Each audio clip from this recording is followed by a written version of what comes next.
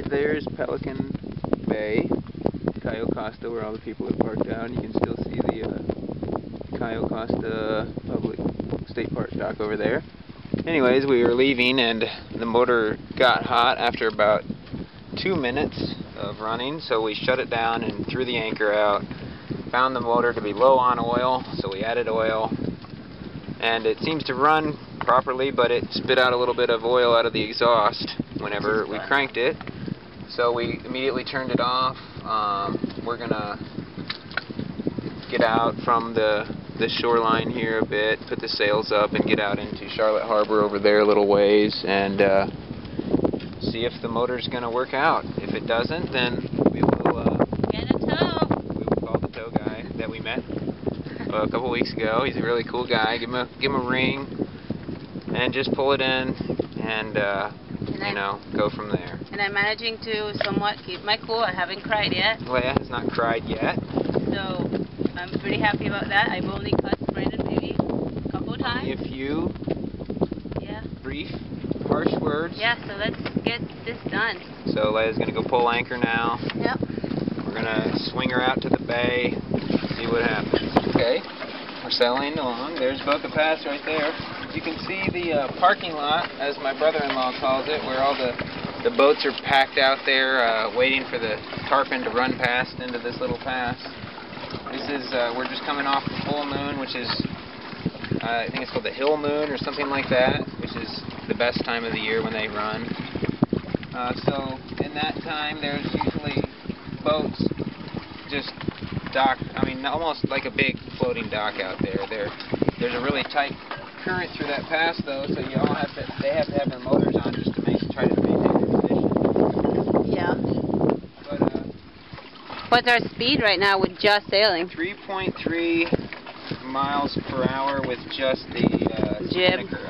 Isn't that the spinnaker, jib? I mean the Genoa. I thought that was a jib. No, the jib is a little bit smaller than that, but it's a Genoa being a big mainsail. This whole time I thought that was our jib. So we sailed out into the bay a little bit, into Charlotte Harbor, and gave the motor another crank, and it did pretty good. It smoked for about 5 seconds, and then it cleared right up, and it's chugging away just like normal. We're now coming into, what's this? Gasparilla Sound, off of Charlotte Harbor, pushing up to ICW. We lost some time there. We'll probably make basically where we left from a few days ago. Yesterday? Yeah, yesterday, right around Stump Pass somewhere tonight. There's some really good anchorages there, so we'll probably hit one of those up tonight, and push on tomorrow.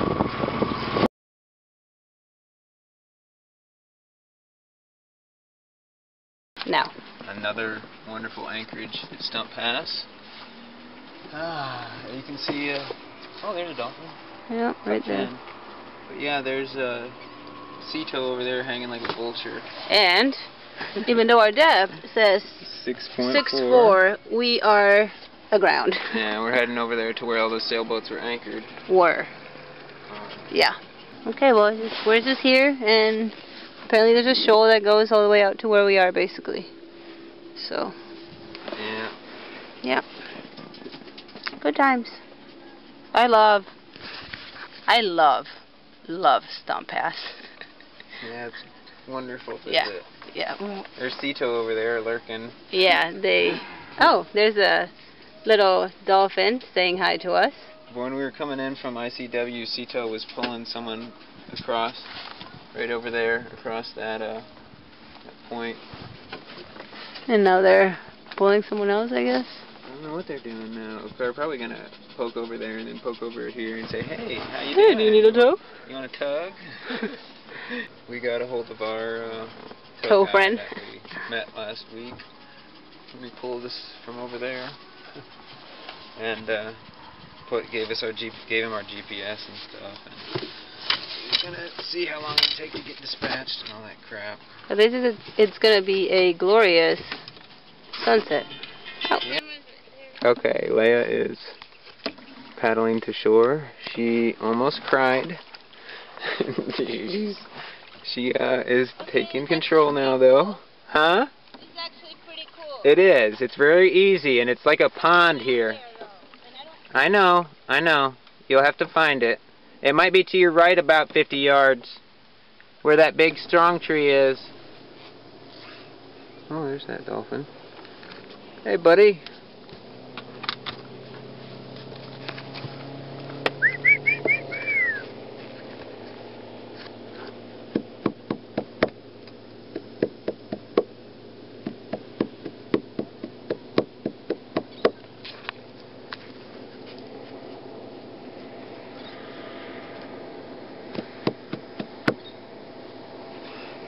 There he is.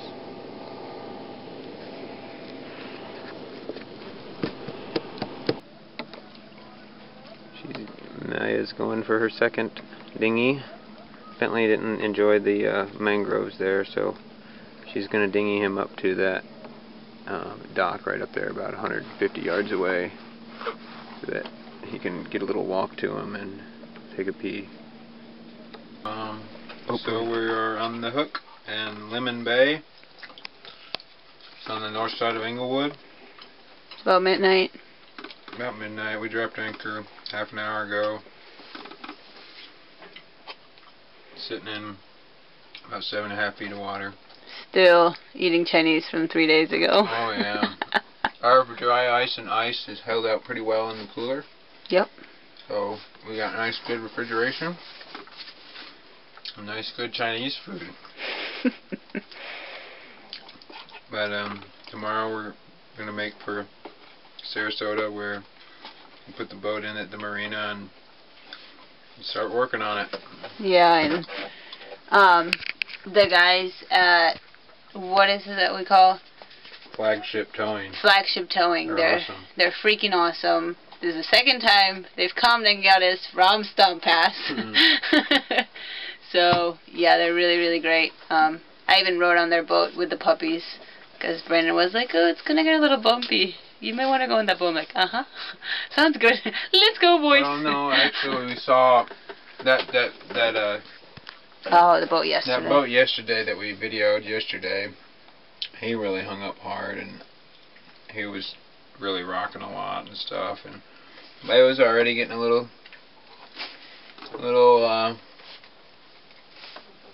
stressy. Yeah, that's a great word to define it. So yeah, it was a good. I said, if you want to, you can just go ahead and get on the thing, and the guy was like, totally. Yeah, pretty much almost napped. I got to ride on the big Zodiac, big old rib Zodiac, like the ones they use for the Navy SEALs. Yep.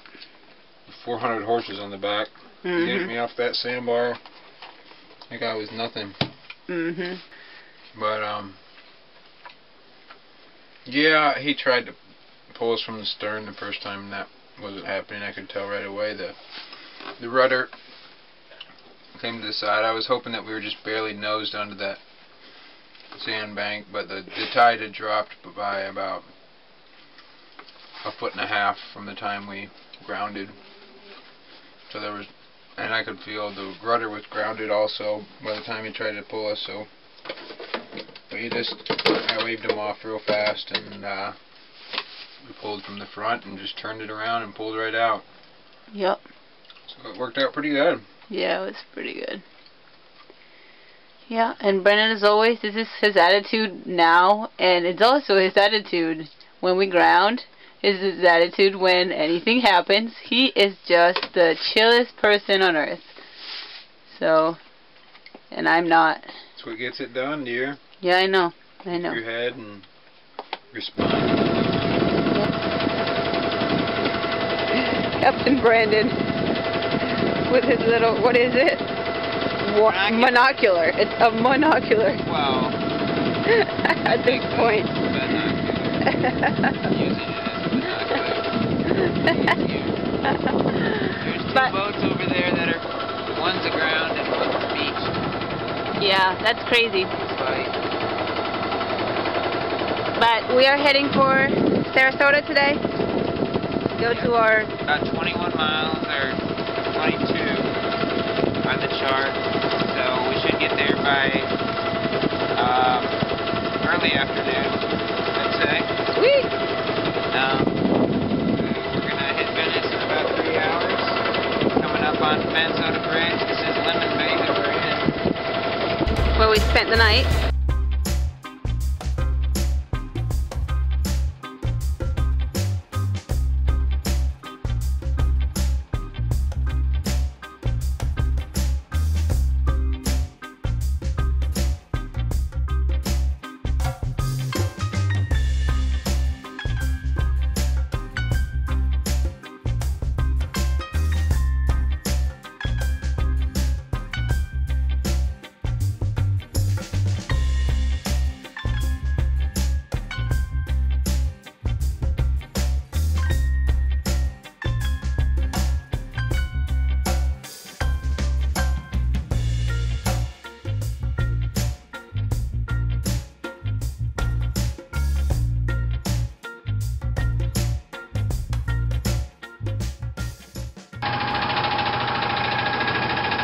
You like taking your hat off when you wave, don't you?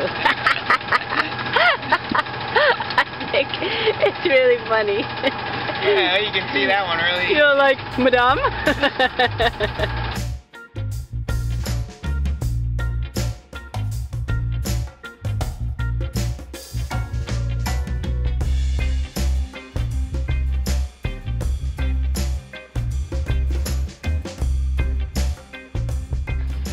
But we're just sailing a little bit before the bridge. Yeah, they were just open 5 minutes ago or 10 minutes ago, so we stopped the motor and just opened up the head sail, the furler. We're up to like, yeah, we got 3 miles an hour there for a minute, a little over it, but we're coming up. There's we're getting the lee of the land right here off of these trees, so we're gonna lose the wind. I have to crank the motor back up.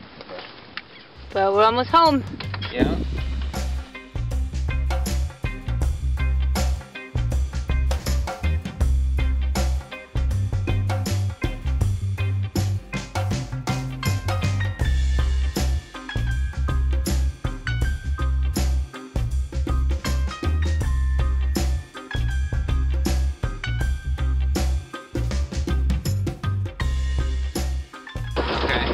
We're coming in to South Point Marina here, where I stored the boat for a month previously, and I'm gonna pull in here and do some repairs and see how long it takes to get back out there. But here we are pulling in, kind of an unmarked channel, well, completely unmarked channel. Kind of unmarked. It is completely unmarked. It's a cool little place to dock your boat. It's not really a marina, it's just kind of there's a restaurant there and they got a whole bunch of dock slips, mostly finger docks, but they got one with a big patio and stuff that I tie up to. So yeah, we're coming in, creeping in at 2.5 miles now. We actually sailed for the last maybe hour. Yeah, Sailed all the way since Blackburn Point. Yep. And we were doing mostly 3 to 3.5 most of the time. So it was good to get a little sailing in. And the puppies are ready to get a bathroom break. Yeah. Get some walking in. And I'm ready for a cold beverage. Yeah. Like a slushy. That's what I'd like. Alright, well, we have arrived at South Point. Thank you. And it was easy coming in, pretty much. It was a little hard getting on the dock. There's a little bit of yelling back and forth. Yeah, there was a little bit of less than kind, communication going on there. Yeah. But we got in. It's a really tight dock, though. As you can see, we are really close to this giant trawler that looks like it is going to sink here. One of these days. Yeah, not and too many days ahead. There's another boat right there. So. And we're at the tip. We're sharing this dock with the trawler. Yep. This is the only dock here that doesn't have any stairs, so it makes it really easy to get to comparatively. Yeah. The floating docks They have about right down there. 12 or 15 stairs, and then they have, you know, they float. So where they meet the standing dock, it'll be up to 2.5 feet higher or lower, or 2.5 feet low. I guess at high tide it's pretty much the same as the fixed dock. But we are here now. We left the boat here for a month after we bought it, and before we came down this time and, you know, started this whole trip. So we know this is a pretty good place, and I know some of the people around here. I'm gonna have to drop the rudder and take it back to the stainless steel welding shop, which is about a mile from here. And then probably gonna have to. Can we just talk about your shirt? This shirt kicks. I mean, it's awesome. I got it off of the Sportsman's Guide. It's Danish. I think it's Danish or Swedish. Navy surplus. It's beautiful. It's called the boiler shirt.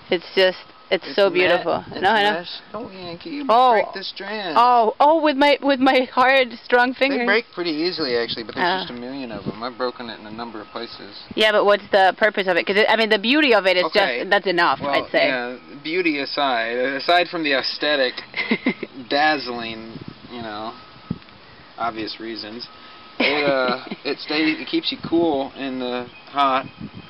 That's wind pass through, and it saps your sweat. And if you get cold, and if it's wet, it's really quite awesome. You can put a wet shirt right over it, and you're warm as crap. It makes an insulated barrier there between your skin and the second shirt. If the second shirt's wet, it actually is warmer, which is pretty awesome. Sounds pretty crazy, but yeah. And this can get soaking wet, and these little strands, they don't. I mean, they would just warm up kind of like a wetsuit. Yeah. So it makes that barrier between you. So soaking wet, it can be cool, and then in more than one way. Yeah. in many ways, and it can also be warm if you throw a shirt over it. So it's pretty awesome. But I digress. Off of my. I just figured people would want to know why are you wearing such a beautiful shirt and where they can get one, you know. I bought 6 of them. It was 3 for $20 or 3 for $18. But anyway, so we're gonna pack up here today. Yeah, we're gonna first go to pay the guy at the slip here and get some slushies. Get some slushies. You know, gotta have our priorities straight. And then clean up. We'll come back and pack up the boat. It's a little bit of a mess. Yeah, this giant trawler passed us at full speed from about 10 feet away. It gave us, you know, 6-foot waves coming from the side, and we threw all kinds of crap down there. That's really awesome of him, but you know. Lovely people. That's the way it goes. We'll learn to stow better through those instances. Yeah. We lost a couple water jugs inside. No, just one. One water jug that came open. It just fully But there's a bilge. So that's great. The bilge drains everything. Yeah. It sees all and knows all. So we're gonna go do our thing and then come back and pack up the boat, and then I'll be back tomorrow starting working on it. I gotta drop the rudder, get it fixed. Something is going on in the motor. Yeah, the head needs either seals or replacement. Hopefully we'll be able to just put seals in it. And then the motor needs a little bit of work. The motor, I think I just need to take the head off and maybe put new rings in it or something. I got the full motor guide, and I think it'll be pretty. Maybe it might take a little time, and I'll probably have to take it to a machine. I might have to even machine the head. See you soon. Yeah, but maybe we'll get some videos of when we're doing the repairs too, so we can see what it takes to actually do this. Yep. Which it's often a pain in the butt and towing, and you know, well, that's where we're at now. Hopefully we get a little better at some of that shark nav stuff. But that's what do you mean hopefully? I don't think there's anywhere to go but up. Yeah. When you get stuck in the same place twice, you know you're going up. Yeah, it's gonna get better. We got good relationships with the tow drivers now. Yep. That's good. All right, let's do this. Alright.